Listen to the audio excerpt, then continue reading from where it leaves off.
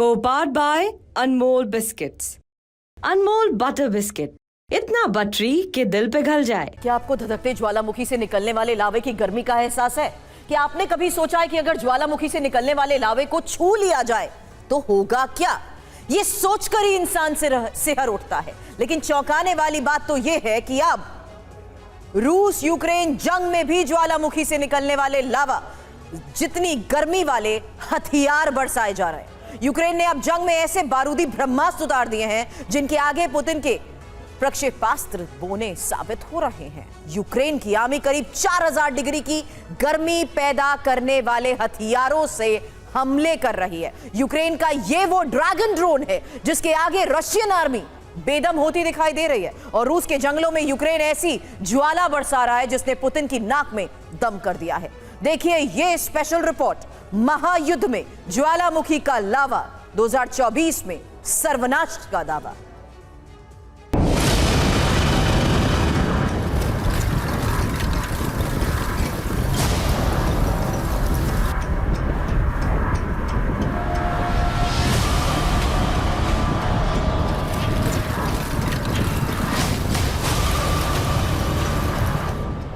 ये धधकता लावा पल भर में इंसान को राख कर सकता है।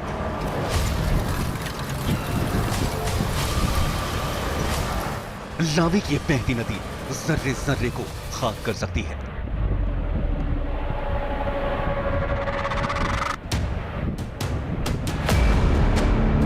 सैकड़ों फीट की ऊंचाई तक उछलता है लावा विनाश का दूसरा नाम है। किसी ज्वालामुखी के मुंह से फूटी आग की नदी नर्क का एहसास कराती है।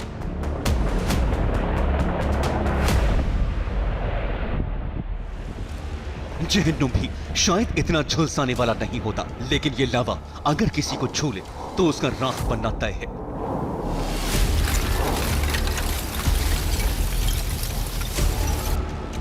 लेकिन अब मॉडर्न वॉरफेयर में इस धधकते लावा की एंट्री हो गई है। आधुनिक युग में जहां दुनिया के सबसे शक्तिशाली देश एक से बढ़कर एक घातक एटम बम बनाने में लगे हैं, तो वहीं अब रूस यूक्रेन जंग में ज्वालामुखी से भी भीषण गर्मी पैदा करने वाले हथियार का इस्तेमाल होने लगा है।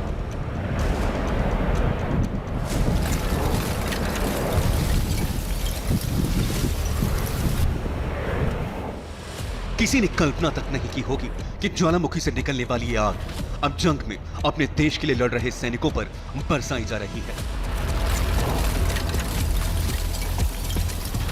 क्योंकि रूस यूक्रेन जंग में अब यूक्रेन ने ऐसा बारूदी ब्रह्मास्त्र उतार दिया है जिसके आगे रूस के सभी प्रक्षेपास्त्र बौने नजर आ रहे हैं।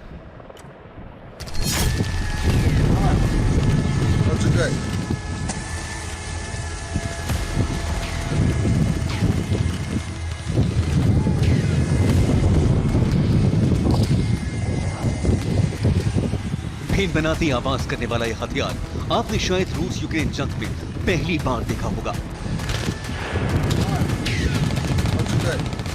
धीरे से टेक ऑफ करके आग उगलने वाला यह हथियार पहली बार इस्तेमाल हो रहा है।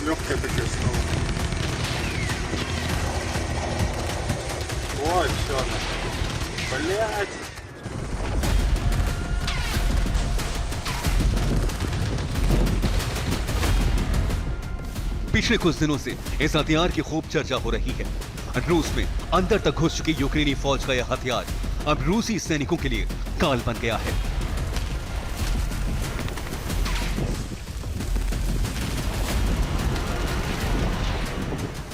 इन तस्वीरों और वीडियोस में आप देखेंगे कि यूक्रेनी फौज इस हथियार से जंगलों में आग बरसा रही है।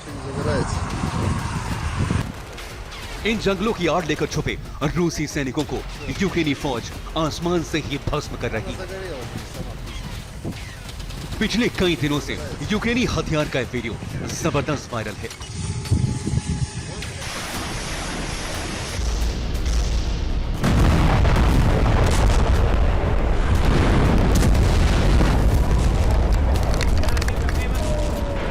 दावा किया जा रहा है कि यूक्रेनी सैनिकों का मुकाबला करने के लिए रूसी सैनिक जंगल में छुपे हुए हैं।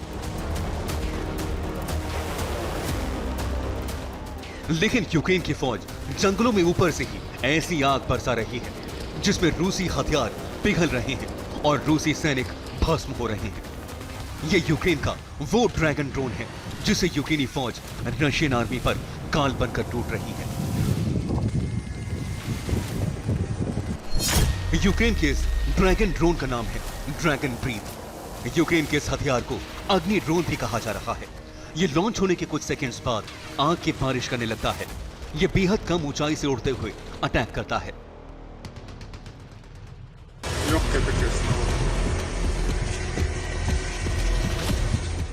अब इस वीडियो को देखिए। रूस ने 3 दिन पहले जंगलों में छुपे यूक्रेनी सैनिकों पर इस अग्नि ड्रोन से ही अटैक किया था। दावा किया जा रहा है कि रशियन आर्मी के पास यूक्रेन के इस हथियार का कोई तोड़ नहीं है।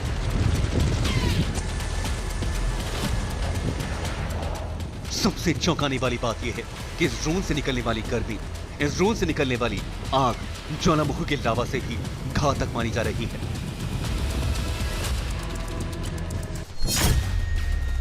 ड्रोन से निकलने वाली आग दरअसल एक तरह का थर्माइट है। यह थर्माइट एल्यूमिनियम पाउडर और आयरन ऑक्साइड से बनता है। यह मिश्रण करीब 2500 डिग्री सेल्सियस तक की गर्मी पैदा करता है। इस आग से लोहा या दूसरा कोई मेटल पिघलाया जा सकता है। एक ड्रोन में करीब 500 ग्राम थर्माइट का इस्तेमाल होता है। ग्रेनेड और मोर्टार में भी थर्माइट लगाया जा सकता है। थर्माइट के हमले से बचना लगभग असंभव है।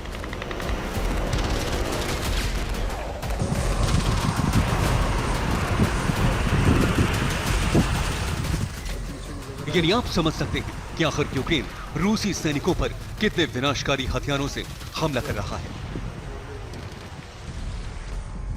लेकिन यूएन की गाइडलाइंस के मुताबिक दुश्मन पर थर्माइट हथियार से हमला नहीं किया जा सकता।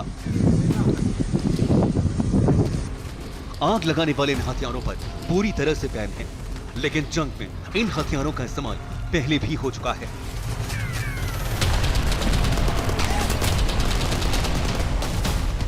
थर्माइट का इस्तेमाल पहली बार जर्मनी ने प्रथम विश्व युद्ध में किया था। प्रथम विश्व युद्ध के दौरान जर्मनी ने ब्रिटेन पर ज़ेपेलिन विमानों से थर्माइट बमों की बारिश की थी, जिसमें भारी विनाश हुआ था।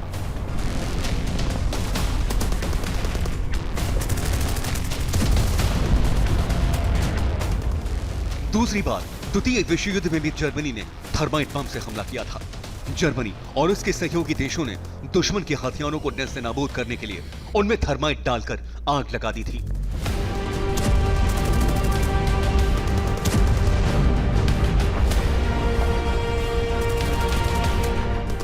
और अब रूस यूक्रेन जंग में भी इस विनाशक हथियार का इस्तेमाल हो रहा है। लेकिन यूक्रेन जिस कदर रूसी फौज पर लावे से भी ज्यादा गर्मी वाले ड्रैगन ड्रोन का इस्तेमाल कर रहा है, वो पूरी तरह से जंग का रुख बदल सकता है। Bureau report, TV9 Bharatvarsh.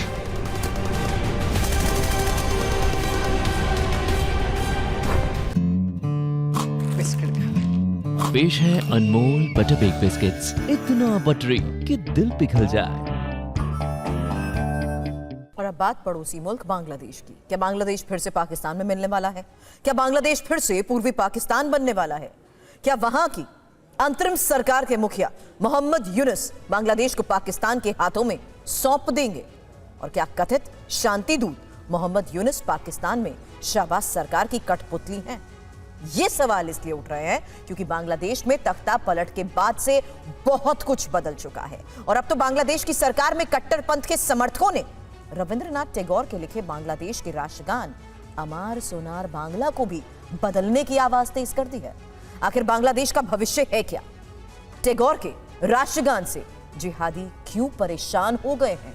इस खास रिपोर्ट में समझिए।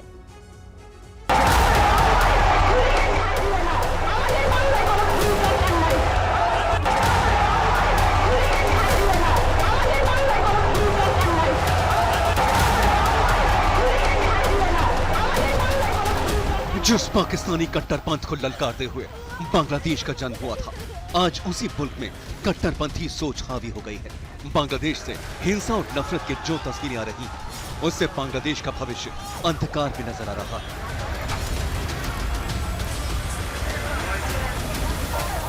जिस पाकिस्तान परस्त सोच के साथ बांग्लादेश के हुक्मरान उसे चलाने लगे हैं, ऐसे में वो दिन दूर नहीं जब बांग्लादेश का हश्र पाकिस्तान जैसा हो जाएगा।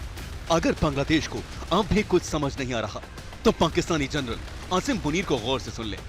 पाकिस्तान ने पहली बार मान लिया है कि पाकिस्तानी फौज करगिल जंग में शामिल थी। ये वो पाकिस्तान है जिसने करगिल जंग के बाद अपने सैनिकों की लाशें लेने से भी इनकार कर दिया था। जो मुल्क अपने सैनिकों का सम्मान नहीं कर सकता, वो अपनी आवाम के लिए क्या ही करेगा। और अब बांग्लादेश भी उसी राह पर आगे बढ़ रहा है।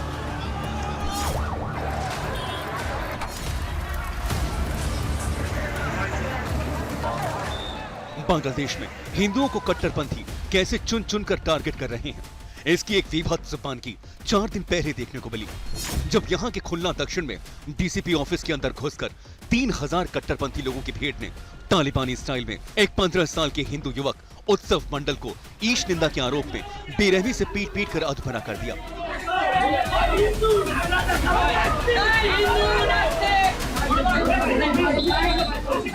बांग्लादेश में ऐसे कई मामले 5 अगस्त से लगातार सामने आ रहे हैं, जब वहां हिंदुओं पर हमले बढ़े हैं और वो अपने ही पुरखों की जमीनों पर खुद को सुरक्षित महसूस नहीं कर पा रहे हैं। अंतर्राष्ट्रीय स्तर पर मानवाधिकार के क्षेत्र में काम करने वाली संस्था centre for democracy, pluralism and human rights की हालिया 92 पेज की रिपोर्ट कहती है कि बांग्लादेश के 52 जिलों में करीब 1 महीने में ही हिंदुओं पर लक्षित हिंसा के 205 से अधिक मामले पता चले हैं। इनमें सामूहिक दुष्कर्म, हत्या, संपत्तियों पर कब्जा और लूट, मंदिरों और घरों पर हमले और हिंदू बहुल गांवों के बहिष्कार के मामले शामिल हैं।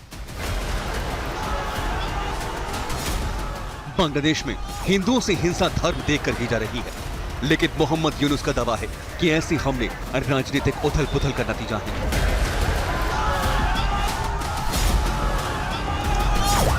और जब अल्पसंख्यकों पर हो रही हिंसा को रोकने में नाकाम किसी देश का मुखिया बचाव में ऐसे बेतुके बयान दिए।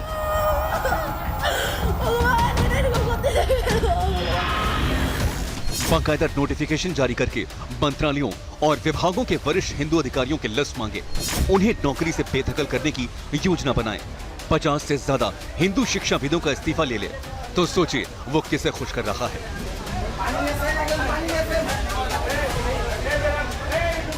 इसका सीधा जवाब है पाकिस्तान, और पाकिस्तान को खुश करने के लिए ढाका में लिस्ट और भी लंबी होती जा रही है, क्योंकि एक रिपोर्ट से खुलासा हुआ है कि बांग्लादेश ने पाकिस्तान ऑर्डिनेंस फैक्ट्री को 40,000 राउंड गोला बारूद, 2000 यूनिट टैंक वाले गोला बारूद, 40 टन आरडीएक्स और 2900 हाई इंटेंसिटी वाले प्रोजेक्टाइल को ऑर्डर दिया है। बांग्लादेश को पाकिस्तान से हथियारों का शिपमेंट 3 चरणों में मिलने वाला है। और खबर यह भी है कि बांग्लादेश ऐसा करके रक्षा क्षेत्र में सहयोग के लिए पाकिस्तान के करीब और भारत से दूर जाने की कोशिश साथ साथ कर रहा है।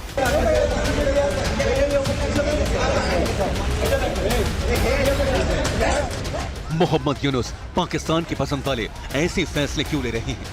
तो जानकार इसके जवाब में पाकिस्तान की फंडिंग पर पलने वाले कट्टरपंथी संगठन जमात इस्लामी का नाम दे रहे हैं। वही जमात इस्लामी जिसने पाकिस्तान के इशारे पर अपनी ही अंतरिम सरकार को बांग्लादेश के राष्ट्रीय ध्वज और राष्ट्रगान तक को बदलने का मनमाना सुझाव दिया है।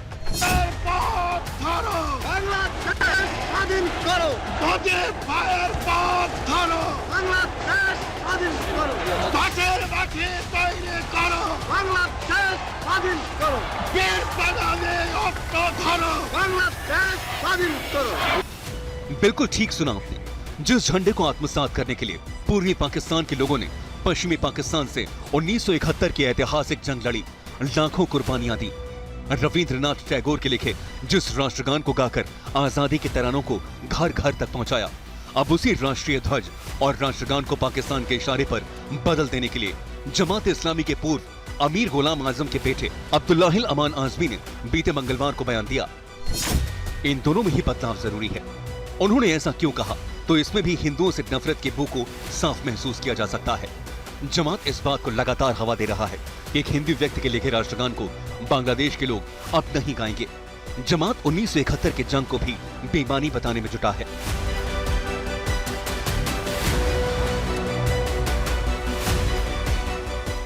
असल में जमात वही भाषा बोल रहा है जैसा पाकिस्तान चाहता है। 1 सितंबर को पाकिस्तान के उच्चायुक्त सैयद अहमद ने बांग्लादेश में अंतरिम सरकार के मंत्री नाहिद इस्लाम से मुलाकात की थी। उनके सामने 1971 का मसला सुलझाने का प्रस्ताव रखा था।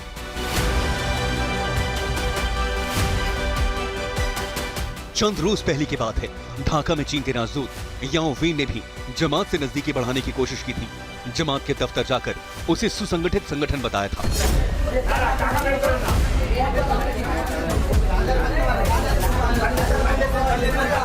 ऐसे में बांग्लादेश में भारत विरोधी पूरा खेल समझना इतना भी मुश्किल नहीं है। इसे आप यूं समझिए कि ढाका से इन दिनों भारत विरोधी जो भी रुझान आ रहे हैं, पर्दे के पीछे से उसके प्रायोजक चीन, जमात और पाकिस्तान ही हैं।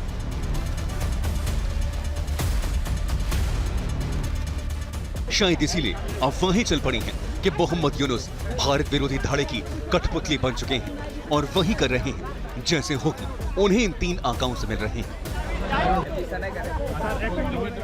Bureau report, TV9 Bharatvarsh.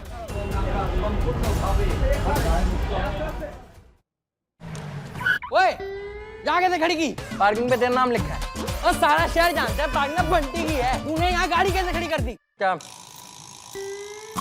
Biscuit पेश है अनमोल बटर बेक बिस्किट्स, इतना बटरी कि दिल पिघल जाए। कहीं पार्किंग यार, कहीं पे भी लगा ले।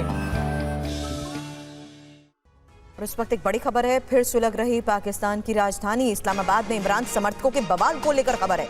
पीटीआई कार्यकर्ताओं पर पुलिस ने फायरिंग की है। पीटीआई ने पुलिस की इस फायरिंग का वीडियो भी शेयर किया है। ये देखिए तस्वीर, इस्लामाबाद में इमरान समर्थकों के बवाल की ये तस्वीर है। कार्यकर्ताओं पर पुलिस ने फायरिंग की है। पीटीआई कार्यकर्ताओं पर की गई फायरिंग को लेकर खबर आ रही है और पीटीआई ने पुलिस की फायरिंग का ये वीडियो भी शेयर किया है। प्रदर्शनकारियों ने पुलिस पर पथराव किया। इमरान खान की रिहाई को लेकर, प्रदर्शन को लेकर खबर आ रही है, जहां देखिए किस तरीके से प्रदर्शन के बाद बिगड़े हालात की ये तस्वीर। खबर है कि प्रदर्शनकारियों ने पुलिस पर पथराव किया है। पीटीआई ने पुलिस की फायरिंग का वीडियो शेयर किया है क्योंकि लगातार बिगड़ रहे इस हालात के बीच में पुलिस की फायरिंग को लेकर खबर है और पीटीआई कार्यकर्ताओं पर पुलिस ने फायरिंग की है। फिलहाल आपको बता दें, इमरान खान की रिहाई को लेकर यह प्रदर्शन हो रहा था।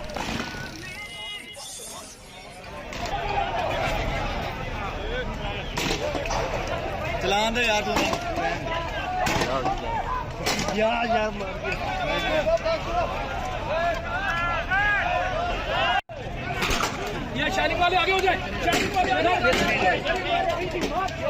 गुलाम अब्बास हमारे सहयोगी इस वक्त हमें ज्वाइन कर चुके। गुलाम, इस वक्त की स्थिति है क्या और क्या दावे यहां पर इमरान समर्थक कर रहे हैं? अचानक बवाल हुआ क्यों?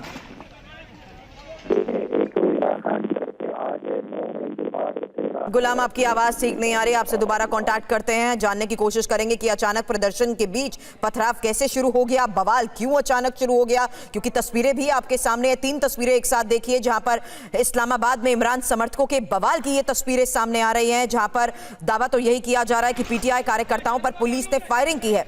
ये देखिए तस्वीर, एक तरफ प्रदर्शनकारियों की वो तस्वीर जो इमरान की रिहाई की मांग कर रहे थे और वहीं प्रदर्शन के दौरान बिगड़ते हालात के तहत भी खबर ये सामने आई कि किस तरीके से प्रदर्शनकारियों ने पुलिस पर पथराव शुरू कर दिया। नतीजा ये हुआ कि पुलिस ने फायरिंग की। अब ये जो तस्वीरें सामने आ रही हैं, प्रदर्शन के दौरान रिहाई की मांग और उसके बाद बिगड़े हालात, क्योंकि अब इस तस्वीरों से ये साफ है कि किस तरीके से हालात को काबू में करने के लिए यहाँ पर फायरिंग की गई है। हालांकि पीटीआई कार्यकर्ताओं की तरफ से ये पुलिस की फायरिंग का वीडियो शेयर किया गया है। पीटीआई की तरफ से शेयर किए गए इन वीडियो के आधार पर भी तस्वीरें सामने आ रही है कि किस तरीके से इस्लामाबाद में एक बार फिर से इमरान समर्थकों का ये बवाल देखने को मिल रहा है। इस वक्त स्थिति क्या है? गुलाम अब्बास हमारे सहयोगी इस वक्त हमें ज्वाइन कर चुके हैं। गुलाम, बताएं। जी सुधी, बिल्कुल आज 9 मई के बाद जब से इमरान खान अरेस्ट हुए हैं, पहली दफा पावर शो करने के लिए पीटीआई निकली थी इस्लामाबाद। इससे पहले जब भी पावर शो करने की बात हुई तो गवर्नमेंट ने उनको अलाउ नहीं किया और इस्लामाबाद को सील कर दिया। आज भी यही आलम का सील किया गया, लेकिन पीटीआई का जलसा जो था वो चल रहा था। लेकिन उससे तकरीबन 10 किलोमीटर दूर जहाँ से पीटीआई के वर्कर्स आ रहे थे, पैदल आ रहे थे, वहां पर अचानक से पुलिस की तरफ से शेलिंग शुरू कर दी गई। और उसके बाद अब वहां पर सिचुएशन ये है कि पुलिस का ये कहना है कि पीटीआई के वर्कर्स हैं, उन्होंने पथराव किया है, टक्कर जनी की है, जिसकी वजह से एसपी जो पुलिस के एसपी हैं वो भी इंजर्ड हुए हैं, घायल हुए हैं, जिनको हॉस्पिटल पहुंचाया गया। कई पुलिसकर्मी घायल हुए हैं, जिसके जवाब में पुलिस शेयरिंग कर रही है। जबकि पीटीआई का ये कहना है कि ये जानबूझ की सोची समझी साजिश के तहत पीटीआई को दोबारा फंसाने की कोशिश की जा रही है। पीटीआई अपना जलसा पुरअमन तरीके से कर रही थी, लेकिन ऐसी सूरत हाल में अचानक से ये क्लैश शुरू हो रहा है, इंतहाई रुख अख्तियार करता जा रहा है। और अब इस्लामाबाद के एंट्रेंस में बहुत इस्लामाबाद के अंदर जहाँ पे जैसा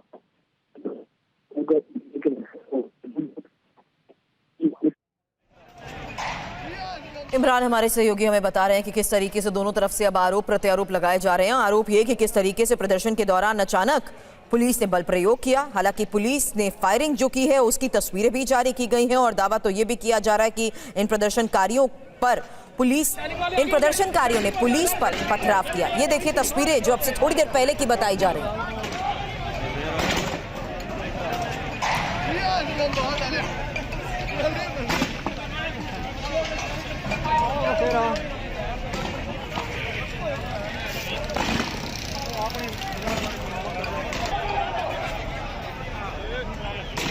इन तस्वीरों से अंदाजा लगाया जा सकता है कि किस तरीके से बीच सड़क पर खड़ी गाड़ियों को भी आग के हवाले कर दिया गया है और लगातार किस तरीके से स्थिति को काबू में करने की कोशिश की गई। हालांकि यहां पर दावा यही किया जा रहा है कि पुलिस के ऊपर इमरान समर्थकों ने पथराव किया है और इस बीच पुलिस ने भी पूरे इलाके को खाली कराने की कोशिश शुरू कर दी है। हमारे सहयोगी गुलाम अब्बास हमें बता रहे थे कि किस तरीके से इस्लामाबाद की सड़कों पर कोहराम मचा हुआ है, क्योंकि ये फिलहाल अब से थोड़ी देर पहले की तस्वीर है जिसमें ये साफ नजर आ रहा है कि किस तरीके से प्रदर्शनकारियों पर काबू पाने के लिए भी यहाँ पर हवाई फायर किया गया है। लेकिन इस बीच पीटीआई कार्यकर्ताओं की तरफ से ये तस्वीरें जारी करते हुए आरोप लगाए गए हैं पुलिस पर कि उन्होंने प्रदर्शन के दौरान फायरिंग शुरू कर दी।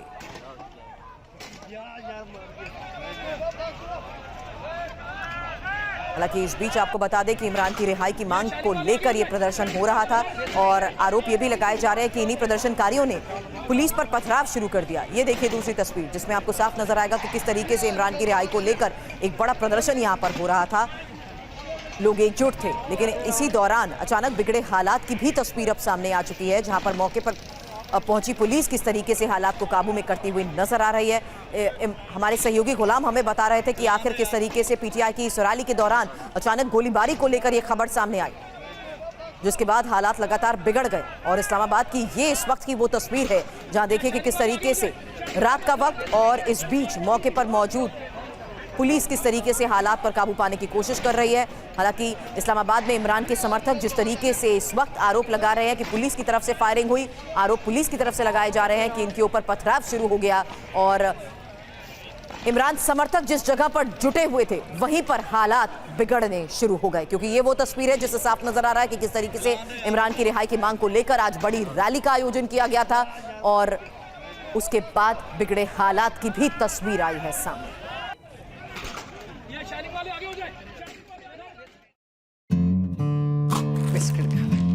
पेश है अनमोल बटर बेक बिस्किट्स, इतना बटरी कि दिल पिघल जाए। और अब बात उन आदमखोर भेड़ियों की जिनकी दहशत दिन ब दिन बढ़ती जा रही है। यूपी के बहराइच में भेड़ियों के खिलाफ निर्णायक ऑपरेशन चल रहा है, लेकिन पकड़ में आने की बजाय ये नरभक्षी और ज्यादा खूंखार हो गए हैं। अब सवाल उठ रहे हैं कि आखिर भेड़ियों में इतनी आक्रामकता आई कैसे। वन विभाग के अधिकारी बता रहे हैं कि रेबीज के संक्रमण की वजह से आक्रामकता बढ़ जाती है। हो सकता है इन भेड़ियों में रेबीज का संक्रमण हो।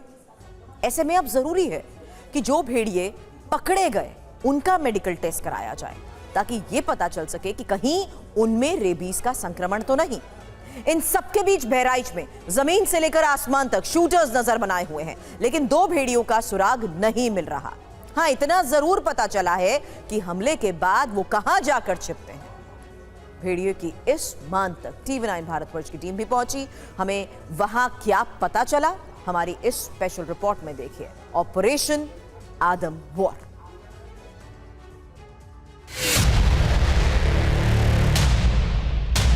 कैमरा लगाया गया है वन विभाग की टीम से, ताकि अगर भेड़िया यहां पर आता है, अपनी मांद बनाता है, उसकी कोई भी लोकेशन हो तो इस कैमरे के जरिए ट्रैक किया जा सके। खास तौर पर इन शूटर्स को बुलाया गया है। इनके हाथ में आप बंदूकें देख सकते हैं जो कि भेड़िए को तलाश कर रहे हैं। बहराइच में इंसान ने हर कोशिश कर ली, कैमरे लगा दिए, जाल बिछा दिया, पिंजरे लगा दिए, ड्रोन उड़ा लिया। पुलिस और वन विभाग के साथ शार्प शूटर्स भी लगातार गश्त कर रहे हैं ताकि जैसे ही शिकार दिखे उसे ढेर करके दहशत का अंत किया जाए। लेकिन आदमखोर भेड़िए अब तक आजाद हैं। दिन हो या रात, गांव में रहने वाले लोग एहतियातन अपने साथ लाठी, डंडे और हथियार लेकर ही निकलते हैं। उन्हें नहीं पता कि कब नरभक्षी उन्हें अपने पंजों का शिकार बना ले।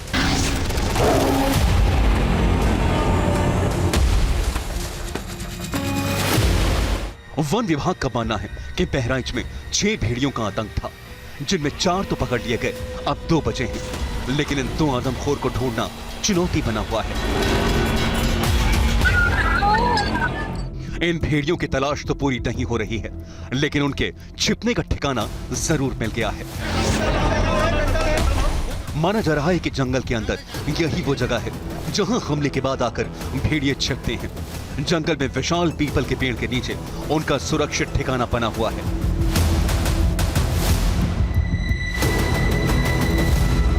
TV9 भारतवर्ष की टीम को जब पता चला तो हम भी इस ठिकाने की पड़ताल करने पहुंचे।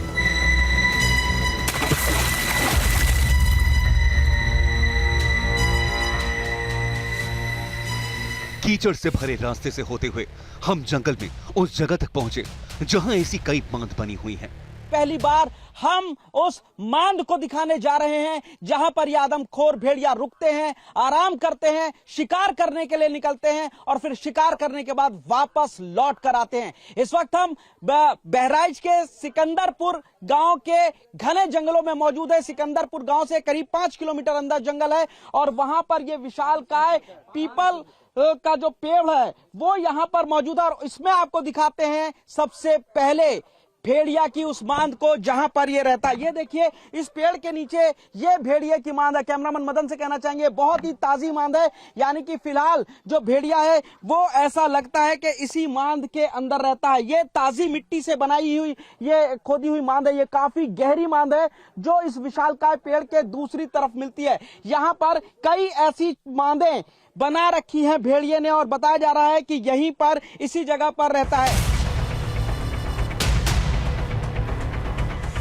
जंगल में हम जब पहुंचे तो वहां ग्रामीण भी मौजूद थे। वो भी भेड़ियों के इन ठिकानों को देखकर हैरान हैं। हम लोग भेड़िया के डर के हमारे खेत में नहीं आ रहे हैं। वो 3-4 दिन पहले दिखा था, इसके बाद में फिर उसका जान नहीं कि कहाँ गया वो। और रात को आता है तो इसी में छुप जाता है वो। 3 दिन पहले आए थे, हमको मांद मिली। भेड़िया जो है इस साइड में दिखते हैं, 2 भेड़िया है, एक लेंगड़ा भेड़िया है और एक उसके साथ में छोटा है लेकिन बहुत खूंखार भेड़िया है। कम से कम ज्यादा नहीं 50 किलो वजन लेकर के वो भाग सकता है 20 की स्पीड में। भेड़ियों के बांध कई फीट तक गहरी हैं। पीपल के पेड़ के आसपास 8 से 10 बांध बनी नजर आई। वन विभाग को भी इसी जंगल में भेड़ियों के बांध होने का शक था, जो सही साबित हुआ। वन विभाग ने इस पीपल के पेड़ के 3 तरफ थर्मल CCTV कैमरे भी लगाए हैं, जिससे भेड़ियों की तस्वीरें रिकॉर्ड हो सके। ताजी खोदी गई मिट्टी इस बात की तस्दीक करती है कि भेड़िया हाल में यहाँ पर आया और यहीं पर उसने आराम किया। ये देखिए छोटी सी जगह यहाँ पर है, जब बारिश होती है तो वो यहाँ पर भी घुस के सोता है। इसके अलावा घने जंगल के अंदर अगर आप देखेंगे इसी पेड़ के अगल बगल में उसने अपनी कई सारी जो मांदे हैं वो बना रखी है। एक रास्ता ये है जहां से वो अंदर घुसता है और उसके बाद निकल कर बाहर आता है। इसके अलावा जो इसकी जो एक और मांद है जो कि काफी ताजी नजर आ रही है, वो 2 मांदे हैं। एक मांद आपको इसी पेड़ के किनारे ये नजर आएगी, ये भी एक मांद है, काफी ताजी मिट्टी और इसके आगे भी मांद को बना रखा है। और सबसे बड़ी बात यह है कि इस आदमखोर भेड़िए को पकड़ने के लिए इस जंगल में बाकायदा ऑपरेशन चलाया गया है। एक कैमरा वो था तो दूसरा कैमरा इस पेड़ की तरफ ही नजर करते हुए ये एक और कैमरा जो वन विभाग ने यहाँ पर लगाया हुआ है। काफी घना जंगल है और सबसे बड़ी बात यह है कि ताजा एक और मिट्टी के निशान है जो देखने को मिल रहे हैं। ये वो मिट्टी की जगह है जहां पर लग रहा है कि इस मिट्टी को हटा करके अभी हाल में भेड़िया यहां पर बैठा था। गांव वालों का कहना है कि इसी जंगल में पेड़ के आसपास कई बार उन्होंने इन 2 भेड़ियों को देखा। वो अक्सर इसी बांध से निकलते हैं और फिर शिकार करने के बाद यहाँ वापस आते हैं। हमने भेड़िए को कई बार देखा है। आते जाते जो हादसा यहाँ पड़ोस के गांव में होता वो लहास खींच कर यहीं लाता है, क्योंकि ये मिट्टी थोड़ा ऊंची है और नीचे नमी है इसलिए पानी भरा हुआ है, तो वो रहता यही है। 5-7 मांदे बनाई गई हैं और हम जो जितना किसान है छोट वर्ग ये बहुत परेशान है। भेड़ियों के बांध इतने घने जंगल में पेड़ के नीचे है कि आसानी से ड्रोन की नजर भी इस पर नहीं पड़ सकती। और जब तक ये पकड़े नहीं जाते तब तक 50 गांव के 80,000 लोग चैन की नींद नहीं सो सकते। इसीलिए सरकार ने शूट एट साइट यानी भेड़ियों को देखते ही गोली मारने का आदेश दिया है। भेड़ियों की तलाश में शूटर्स की संख्या 9 से बढ़ाकर 18 कर दी गई है 12 शूटर पुलिस विभाग और 6 शूटर वन विभाग के हैं। 60 से ज्यादा टीमें और 200 से ज्यादा लोग सर्च ऑपरेशन में जुटे हैं। 35 किलोमीटर के दायरे में ड्रोन, सीसीटीवी और थर्मल कैमरों से निगरानी की जा रही है। बहराइच में अब तक भेड़ियों के हमले में 10 लोगों की मौत हो चुकी है। बहराइच में सबसे ज्यादा प्रभावित हरदी इलाके के गांव हैं। यहाँ के ग्रामीणों में अब प्रशासन के खिलाफ नाराजगी भी है। ये आरोप लगा रहे हैं कि भेड़ियों के डर के बीच रात में बिजली की कटौती की जाती है। गर्मी की वजह से बच्चों को बाहर सुलाना पड़ता है और भेड़ियों का टारगेट सबसे ज्यादा बच्चे ही होते हैं। जुलाई से ही बहराइच के लोग खौफ में जीने को मजबूर हैं। सवाल यह है कि भेड़िए अब तक पकड़े क्यों नहीं गए। भेड़िया न केवल खूंखार बल्कि बहुत चालाक जानवर है। खेतों और जंगलों में छुपने की वजह से यह आसानी से दिखाई नहीं देता। भेड़ियों का आपसी कम्युनिकेशन काफी स्ट्रॉन्ग होता है और तेज रफ्तार की वजह से ये फुर्ती के साथ भाग निकलते हैं। इन आदमखोर भेड़ियों को लेकर एक अल्फा थ्योरी सामने आई है। कहा जाता है कि हर झुंड में एक सबसे शक्तिशाली और बेहद खूंखार भेड़िया होता है जो मुखिया होता है। यह मुखिया अल्फा मेल होता है जो पूरे झुंड को निर्देश देता है। दूसरे भेड़िए अल्फा मेल के इशारे पर ही चलते हैं। वैसे वन विभाग का कहना है कि अब सिर्फ 2 भेड़िए हैं जो उसकी पकड़ से बाहर हैं। जिस दिन ये 2 भेड़िए उसके बिछाए जाल में फंस गए, उस दिन बहराइच में ये खूनी खेल रुक सकता है। पुनीत शर्मा के साथ bureau report, Bahraich, TV9 Bharatvarsh. ओए, यहाँ कैसे खड़ी की? पार्किंग पे तेरा नाम लिखा है और सारा शहर जानता है पार्किंग बंटी की है। तूने यहाँ गाड़ी कैसे खड़ी कर दी? क्या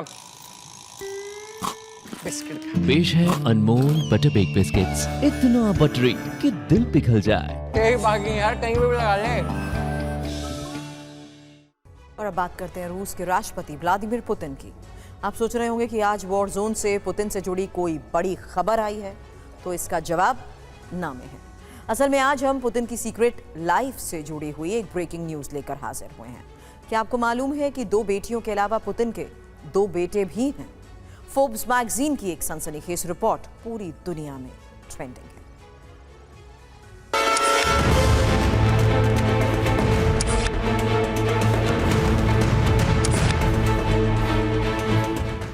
ये है रूस के राष्ट्रपति व्लादिमीर पुतिन की बड़ी बेटी मारिया वोरोंत्सोवा और ये है पुतिन की छोटी बेटी कैटरीना तिखोनोवा। बच्चों के नाम पर जब भी कभी पुतिन के परिवार का जिक्र होता है तो इन्हीं 2 बेटियों के बारे में दुनिया में चर्चा होती है, जिसमें मारिया के बारे में पश्चिमी मीडिया लिखता रहा है कि उनकी दखल मॉस्को के सियासी गलियारे में भी है, जबकि कैटरीना एक एक्रोबैटिक डांसर हैं और कई चैंपियनशिप में हिस्सा लेती रहती हैं। वो एक टीवी शो में भी नजर आ चुकी है। ये दोनों ही बेटियां पुतिन की पहली पत्नी ल्यूडमिला से हैं। पुतिन ने वर्ष 2014 में ही ल्यूडमिला को तलाक दे दिया था। लेकिन पुतिन से जुड़ी बड़ी खबर उनकी ये दोनों बेटियां नहीं है, बल्कि वर्ल्ड ट्रेंडिंग न्यूज ये है कि इनके अलावा पुतिन के 2 बेटे भी। एक की उम्र 5 वर्ष है, उसका नाम व्लादिमीर जूनियर बताया जा रहा है, जबकि दूसरे बेटे की उम्र 9 वर्ष है, उसका नाम इवान बताया जा रहा है। दावा है कि पुतिन दोनों ही बेटों की परवरिश बहुत ही सीक्रेट तरीके से कर रहे हैं। दोनों बेटों को लेकर रहस्य इस कदर है कि उनके बारे में मॉस्को में भी लोगों को ज्यादा कुछ पता नहीं है।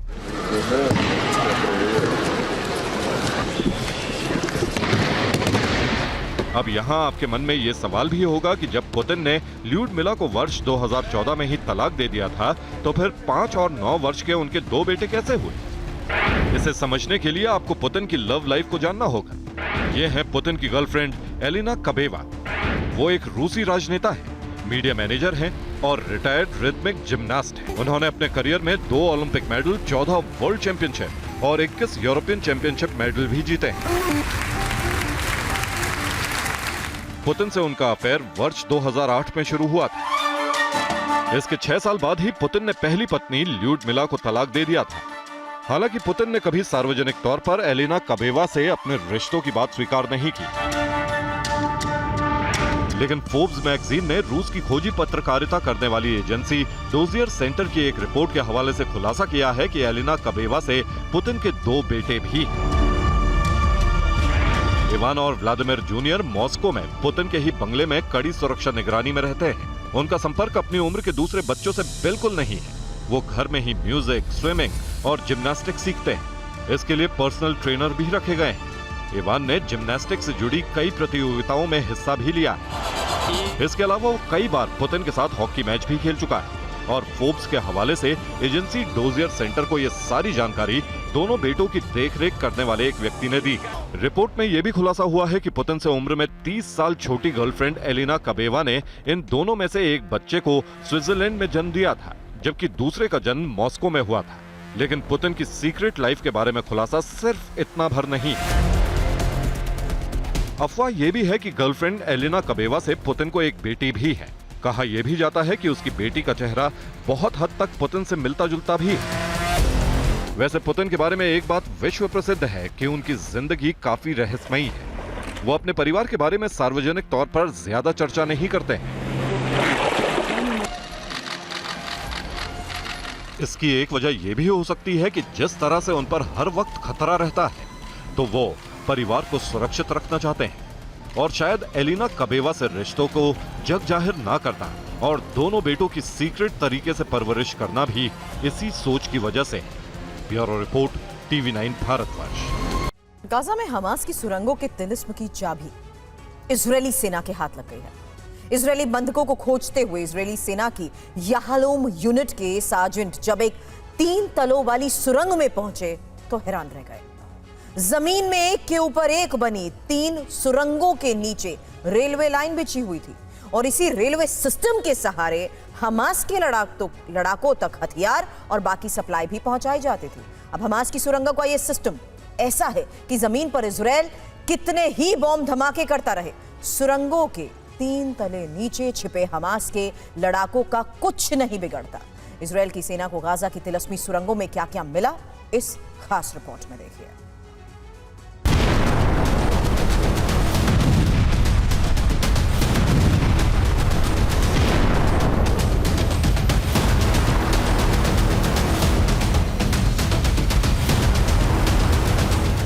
गाजा में ऐसे धमाके होते हुए पूरे 11 महीने हो गए हैं, लेकिन इतने विध्वंस के बाद भी सिर्फ 6 से 10 किलोमीटर चौड़ी और महज 45 किलोमीटर लंबी गाजा पट्टी में जमीन के नीचे सुरंगों का संपूर्ण नेटवर्क अभी तक ध्वस्त क्यों नहीं हुआ? आखिर हमास ने गाजा के पाताल में सुरंगों को वो कौन सा तिलिस्म तैयार किया जिसे नेस्त नाबूद करने में इजराइल की सेना को इतना वक्त लग गया?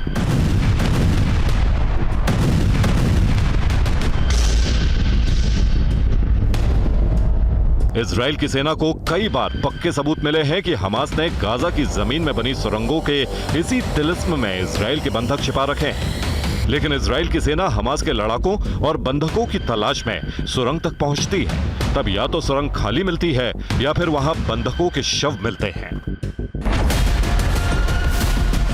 कुछ दिन पहले इजराइल की याहलोम यूनिट को ऐसी ही एक सुरंग में 6 इजरायली बंधकों के होने की जानकारी मिली थी, लेकिन उनके पहुंचने तक हमास के हत्यारे इजरायली बंधकों की निर्ममता से हत्या करके वहां से भाग चुके थे।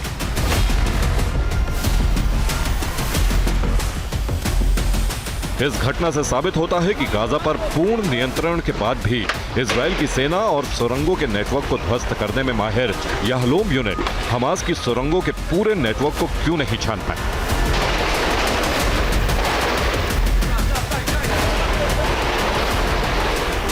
लेकिन इस बार याहलोम यूनिट के हाथ गाजा में सुरंगों के तिलिस्म को ध्वस्त करने का हथियार लग गया है।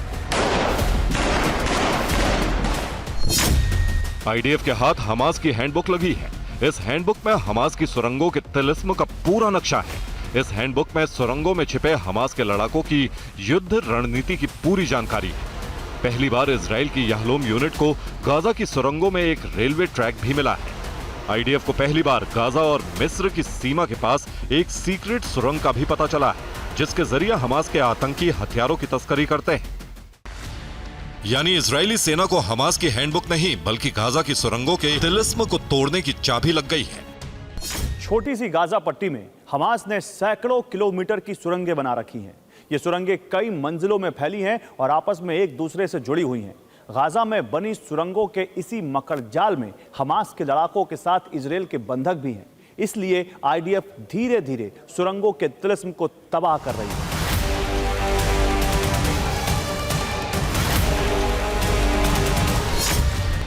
इजराइल की यहलोम यूनिट को उत्तरी गाजा में 3 तलों वाली एक सुरंग के अंदर रेलवे ट्रैक मिला है। इस सुरंग में बिजली सप्लाई का पूरा इंतजाम था। जमीन के 3 तल नीचे बनी ये सुरंग न सिर्फ हमास के आतंकियों को इजराइल के बारूदी बमों से बचा लेती है, बल्कि सुरंगों में बने रेल नेटवर्क के जरिए हमास के आतंकी तेजी से हथियारों की सप्लाई कर लेते हैं। रेल नेटवर्क वाली जिस सुरंग का पता चला वो करीब 1 किलोमीटर लंबी थी। इजराइल की सेना ने इसे तबाह कर दिया है। हमास के सुरंग नेटवर्क के बारे में जानकारी देने वाली जो हैंडबुक इजरायली सेना के हाथ लगी है, वो बताती है कि हमास ने गाजा में लंबे वक्त तक सुरंगों में छिपकर युद्ध लड़ने के लिए खुद को कैसे तैयार किया।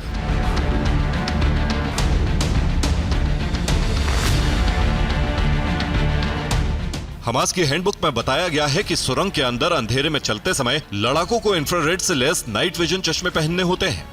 हैंडबुक में यह भी बताया गया है कि अगर इजराइल की सेना सुरंगों के अंदर दाखिल हो जाती है तो उन्हें कैसे धोखा देना है, किन हथियारों का इस्तेमाल करना है और कैसे वहां से भागना है। Bureau report, TV9 Bharatvarsh.